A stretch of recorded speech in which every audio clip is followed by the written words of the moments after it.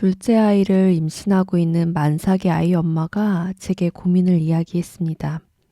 사모님, 제가 첫째 아이를 신앙 안에서 잘 키우고 싶었는데 마음처럼 잘 되지 않았어요. 뱃속의 둘째 아이는 실패 없이 키우고 싶은데 언제부터 어떻게 교육해야 하는지 모르겠어요. 태교는 한다고 하는데 잘하고 있는지도 모르겠어요. 저도 사모님 아이처럼 건강하게 키우고 싶어요. 지금이라도 가능할까요? 이런 대화를 나누었습니다. 먼저 답부터 말씀드리면 예수님 안에서 얼마든지 무엇이든지 가능합니다. 저의 사례를 말씀드리면 저는 언제부터 신앙적 교육을 시작하였냐면 아이가 저의 뱃속에 있을 때부터입니다. 매일 기도 소리와 말씀을 이렇게 소리내서 읽어서 들리게 해주고 성경을 필사한다거나 하여서 하루의 일과의 대부분의 온 신경을 하나님께로 집중시키는 작업에 애를 썼던 것 같아요. 제가 임신했던 시기에 속상하고 말로는 다 표현할 수 없는 크고 작은 많은 일들이 일어났었는데 그를 통해 이 갖는 좋지 않은 감정이나 또 내가 갖고 있는 이 죄된 생각들 이것들이 아이에게 전달되지 않도록 하기 위해서 조심했어요. 성령을 매일 구하고 매일 이렇게 새롭게 창조된 사람처럼 살려고 부단히도 노력을 많이 했던 것 같아요. 먹고 싶은 것을 다 먹으려 하지 않았고요. 하고 싶은 것을 다 하지 않았어요. 이 절제가 몸에 배이게 하려고, 몸에 익히게 하려고 노력했고, 사람들을 이렇게 보는 시각에도 긍정적인 시각과 해석으로 마음을 평온하게 하려고 부단히도 애를 썼습니다.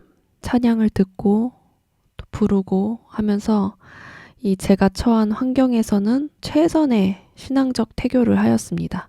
마음에 또 사랑하는 우리 부모님에게도 많이 의지를 했던 것 같아요. 저라는 사람은 모성애가 없고 아이들을 그렇게 좋아하지 않아요. 그 마음에 이제 우리 부모님의 마음을 달라고 또 하나님의 마음을 달라고 이 부모님의 사랑과 신앙을 배워보려고 애쓰는 시간도 보냈고 그렇게 지내온 것 같아요. 왜냐하면 아이의 교육과 습관은 이 태아기 때부터 형성된다고 저는 믿고 있기 때문입니다. 지금도 그 생각은 변함이 없고 언제부터 아이들을 교육해야 하느냐 이렇게 묻는 분들이 계시다면 저는 태아 때부터 교육해야 한다고 강력하게 말씀드리고 있습니다. 이제 세상에 많은 사람들이 클래식을 듣고 가만히 누워서 스마트폰만 들여다보면서 먹고 싶은 거, 갖고 싶은 것을 남편에게 배달하게 하고 이렇게 하는 것이 제대로 된 신앙적 태교가 아니라고 생각해요. 요즘 교회에 또 신앙을 한다고 하는 엄마들도 크게 착각하는 부분들이 있어요. 그게 무엇이냐? 내 마음이 편하고 내가 좋으면 아이도 좋고 아이도 좋은 신앙이다. 착한 신앙이고 그게 좋은 태교다. 이렇게 생각을 많이 하시죠.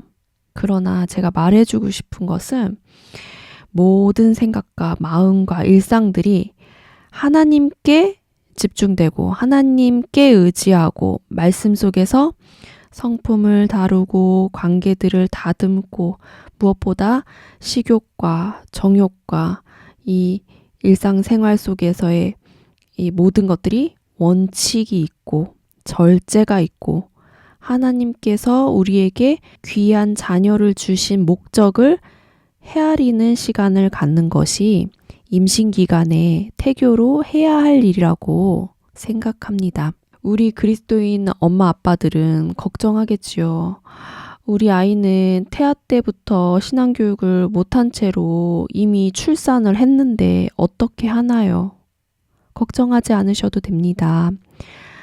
알게 되었을 때가 가장 빠른 때입니다. 지금 바로, 지금부터 하시면 됩니다. 아이가 태어났지요? 몸도 못 가누지요? 먹는 거, 입는 거, 똥, 오줌도 스스로 가리지 못하고 눈만 꿈뻑꿈뻑거리고 누워있죠? 이런 아이에게 어떻게 교육을 할 수 있는 건가요? 물으시지요.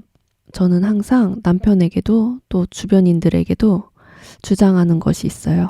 이렇게 해라, 저렇게 해라 아이에게 가르치는 방법보다 본인, 내 자신이 하나님 앞에 이렇게 하고 저렇게 구하고 했을 때 이 아이가 바라보고 생각하고 느끼고 하는 그 방법, 본보기의 방법, 이것이 강력하다는 것을 믿습니다.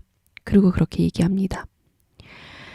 타인에게 아무리 좋은 이야기를 많이 해줘도 직접 보고 느끼고 체험해서 얻는 것들과는 하늘과 땅 차이죠. 지금 제가 드리는 말씀도 여러분 것이 되지 않으면 아무런 소용이 없는 말들이지요. 우리 아이가 어떤 모습으로 컸으면 좋겠는지 마음속으로 한번 그려보세요. 우리 아이들이 이렇게 컸으면 좋겠다. 이렇게 컸으면 좋겠다. 그 상상한 그 모습으로 우리 부모된 엄마 아빠가 살아가시면 됩니다. 갓난아이가 눈을 떴어요. 옆에 이렇게 보이는 엄마 모습이 성경 말씀을 읽고 기도하고 아빠는 찬양하고 웃는 얼굴로 배우자를 대하고 있고 그 아이는 본 것이 그것이기 때문에 그 본대로 크겠지요. 아이가 눈을 떴는데 엄마는 누구도 도와주지 않는 이 쌓인 집안일로 분주하게 돌아다니고 움직이고 있고 아빠는 옆에 누워서 스마트폰만 바라보면서 있고 그 모습을 내가 아이라고 상상하시면서 누워서 엄마 아빠의 모습을 보고 있다고 한번 생각해 보세요. 저 같은 경우는 모유 수유를 비교적 오래 하고 있는 경우였기 때문에 이제 수유를 하고 하다 보면은 이 쌓이는 집안일과 저의 이 결벽적인 성향 이런 것들을 내려놓기가 정말 쉽지가 않았어요. 바쁘고 피곤하다는 핑계로 가정 예배를 끌어주지 않는 아이 아빠 대신에 아이를 데리고 가정 예배의 습관도 만들어주고픈 그 욕심과 한심한 하나님을 놓으면은 생기는 사건 사고와 여러 제 마음속의 짐으로 눌리는 죄들 이런 것들이 있었습니다. 그러나 수유가 정말 이 큰 신앙적 끈이 되었던 것이 저는 이제 초유를 물리면서도 축복 기도를 아이 귀에 들리게 해주면서 시작을 했거든요. 이제 갓난 아기가 하루 적게는 뭐 8번, 10번 넘게 이제 젖을 물릴 때마다 귓가에다 대고 기도를 해주었습니다. 그러니까 자연스럽게 하루 일과의 이 대부분이 기도가 되게 돼요. 젖 물릴 때마다 기도를 하니까 어린 아이들은 시시때때로 먹어야 되잖아요. 그러면 이 하루 일과의 대부분이 기도가 되고 또 하나님과의 함께하는 시간이 만들어지는 거죠. 그 시간이 즐겁더라고요. 그래서 수유하면서 되게 즐거웠어요. 그것이 이제 갓난아이의 첫 신앙의 경험이 되었는지 옹알이를 하는 시기에도 반복해서 들은 하나님 아버지, 아멘 이런 말들을 옹알이 때 합니다. 아버지, 아멘 이런 식으로. 또 조금 더 시간이 지나서는 아이가 그것이 습관이 되고 안정이 되니까 기도해달라고 품에 안겨서 엄마 기도해줘 합니다. 이렇듯이 아주 작고 사소하다고 여겨질지 모르는 어떤 일상들 가운데서도 아이들은 하나님을 배웁니다. 또 우리 아이는 벌써 돌이 지나고 유아기로 접어들고 있어요. 많이 늦은 건가요? 하시는 분들이 있겠죠? 아니요. 지금도 늦지 않았습니다. 실질적인 방법 몇 가지를 소개해 드리겠습니다. 그런즉 너희가 먹든지 마시든지 무엇을 하든지 다 하나님의 영광을 위하여 하라. 첫 번째, 좀 전에 말씀드렸다시피 부모가 보여주는 본보기, 부모가 보여주는 모범, 그것이 중요합니다.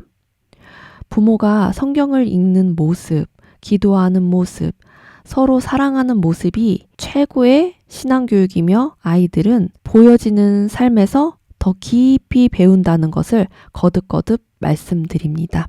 두 번째로는 하나님이 창조하신 이 천연계를 관찰하고 바라보며 또 느끼며 아이는 하나님의 사랑을 배우게 됩니다. 아이가 잘 분별하지 못하고 알아듣지 못하는 시기로 보여질지라도 꽃과 나무와 하늘과 동물들이 있는 곳으로 나가서 새소리를 들어보게 하고 물소리를 들어보게 하고 바람을 피부로 느껴보게 하고 햇볕의 이 따사로움까지도 피부에 닿게 해주고 반복적으로 말해주세요. 하나님이 만드신 거야. 하나님이 우리 누구누구를 사랑해서 이렇게 많은 것들을 준비해 놓으신 거야. 하나님은 참 멋지고 힘이 크시다. 그렇지? 이렇게 아름답고 이렇게 수많은 것들을 만드실 수 있다니 정말 놀랍다.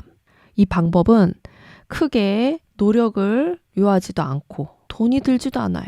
쉽게 들로 산으로 나가서 쉽게 우리 창조주 하나님을 알게 해주는 방법입니다. 세 번째는 사랑하는 방법과 나눔 등을 이렇게 실천을 알려줄 수 있겠습니다. 이 유아기 때 말이에요. 동물이나 식물을 키운다거나 또 인형이나 이 장난감 등으로 이렇게 함께 놀 때에도 부드럽게 친구처럼 동생처럼 돌보는 행위 이런 것을 보여주면서 예수님도 우리를 이렇게 돌보셔 이렇게 알려줄 수 있죠. 또 가족에도 이웃이나 다른 친구들을 위해 기도하는 거. 어느 친구가 아픈데 우리 함께 기도해 줄까? 해서 기도해 줄 수 있겠죠. 작은 나눔. 아이에게는 간식이 될 수도 있고 책이나 장난감, 생활용품 이런 것들을 함께 나누어 쓰고 나누어 가지게 하는 방법도 있겠지요. 또 이것이 중요한데요. 기도하는 습관을 들이는 것. 아침에 일어나면 무조건 기도로 시작한다는 것을 저희 아이에게는 알려주고 있거든요. 이 모든 하루를 열어주시고 생명을 있게 하신 분이 하나님임을 아이가 아침마다 감사하게 감사 기도를 드리게 하고요. 이렇게 기도합니다. 하나님 살려주셔서 감사합니다. 일과 중에도 누군가 이렇게 떠오르거나 어떤 친구가 보고 싶어. 그러면 그 친구를 위해서 함께 기도해 볼까? 또 누구누구 집사님이 편찮으셔서 엄마가 기도하려고 하는데 함께 해볼래? 함께 기도해주고 또 저녁에는 회개 기도하는 법도 알려주고 있어요. 제가 먼저 하나님이 주신 우리 아이가 하는 말을 제가 잘 알아듣지 못해서 우리 누구누구를 울게 만들었어요. 용서해 주시고 하나님의 능력으로 아이의 마음을 잘 알아주는 엄마가 되도록 하나님의 마음을 주세요. 이렇게 알려주면 좋지요. 그리고 반복적으로 부르는 하나님 아버지 예수님의 이름으로 기도합니다. 아멘 같은 부분은 발음을 정확하게 알려주셔서 아이가 따라하고 싶을 때 언제든지 따라할 수 있도록 해주시면 좋고 아이와 함께 기도할 때에는 아이가 함께 알아듣기 쉬운 단어로 선택하셔서 배려를 해주시면 아이에게 더 좋겠지요. 기도를 어떻게 해야 하는지 어려워요 하는 가정도 있겠지요. 그럴 때는 예수님이 먼저 보여주셨지요. 주기도문. 주기도문으로 매일 함께 기도해주는 방법도 좋은 방법입니다. 그렇게 하였을 때 우리 집 아이가 7개월도 채 되기 전에 아멘은 물론이고요. 하나님 아버지 예수님의 이름으로 같은 이런 유금절 이상의 단어를 사용하여서 하나님을 부르는 아이가 될 수 있었어요. 그리고 알려줍니다. 기도는 하나님과 대화하는 거야. 보이시지는 않지만 우리의 대화를 늘 듣고 계셔. 계속 말씀드렸다시피 먼저 기도하면 아이는 자연스럽게 배웁니다. 식사 시에 기도해야지! 기도해야지. 기도하고 밥 먹는 거야? 손 모아, 손. 눈 감아. 이러면서 아이들 혼 좀 내지 마세요. 강요가 되면 그 기도가 또 그 식사 시간이 즐겁겠습니까? 기도는 식사 때에 하는 것이 아니라 기도는 호흡입니다. 하나님과 통하는 전화기입니다. 기도는 감사가 되어야 되고 일상이 되어야 합니다. 데살로니가전서 5장에 항상 기뻐하라, 쉬지 말고 기도하라, 범사에 감사하라, 이것이 그리스도 예수 안에서 너희를 향하신 하나님의 뜻이니라. 또 5번째, 찬양하고 율동하는 것을 세상 아이들의 놀이처럼 생활화하시면 좋겠습니다. 언어보다 신체 발달이 빠른 유아기 때 아이들은 몸으로 배우는 것을 좋아하죠. 찬양 가사말에 합당하고 단어를 유추해 볼 수 있는 이 몸의 동작들로 알려주면 아이들은 언어 발달에도 도움이 되고요. 하나님의 사랑을 노래하는 것에 기쁨 또한 체험하게 됩니다. 이때 부모는 행복하고 즐거운 모습, 즐거운 표정이면은 아이는 그 분위기에 감화를 받습니다. 또 다른 방법은 인형극으로 성경 이야기를 해준다거나 성경 인물 역할놀이를 한다거나 또 성경 이야기 속의 상황을 그림으로 그려서 단어들을 반복해서 이렇게 지목하면서 알려준다거나 이렇게 하면 신앙교육에도 좋고 또 언어 자극도 됩니다. 또 잠자리에 들기 전에 이렇게 그림자를 활용해서 성경 이야기도 들려줄 수 있겠고요. 이제 매일 아이를 안고 또는 이 무릎에 앉히고 성경 그림책을 보여주면서 말씀 보는 이 시간이 아이들에게는 부모와 함께여서 참 따뜻한 기억으로 남겨주기도 합니다.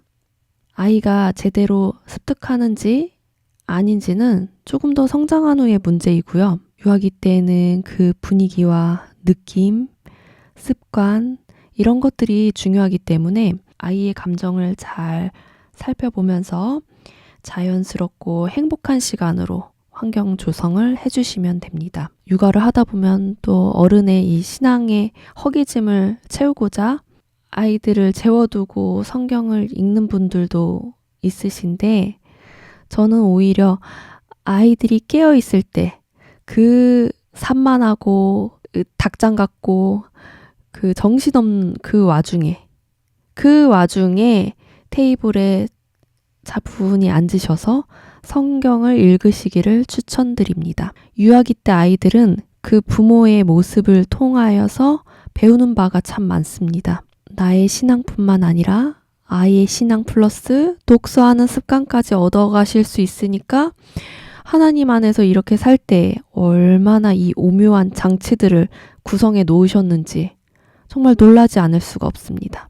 마지막으로 이 모든 것들은 일상의 대화와 일상의 삶으로 연결이 돼야 됩니다. 골로새서 3장 17절 또 무엇을 하든지 말에나 일에나 다 주 예수의 이름으로 하고 그를 힘입어 하나님 아버지께 감사하사.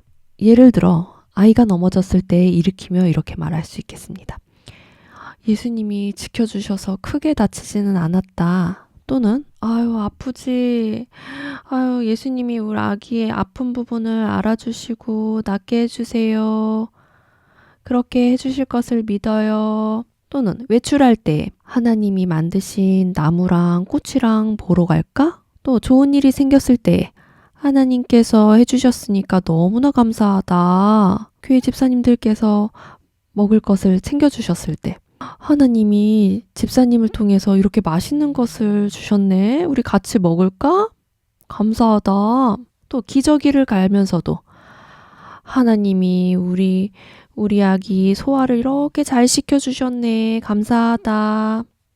씻기면서도 하나님이 만드신 머리, 눈, 코, 입, 팔, 다리, 손가락, 발가락 아유 예쁘기도 해라. 또 저희 아이는 어제 비가 많이 와서 창문을 이렇게 두들기는 빗소리가 컸거든요. 무서워하길래 하나님이 함께 계시니까 괜찮아. 비도 하나님이 만드신 거고 하나님이 비보다 많이 힘이 세. 이렇게 설명해 줬어요.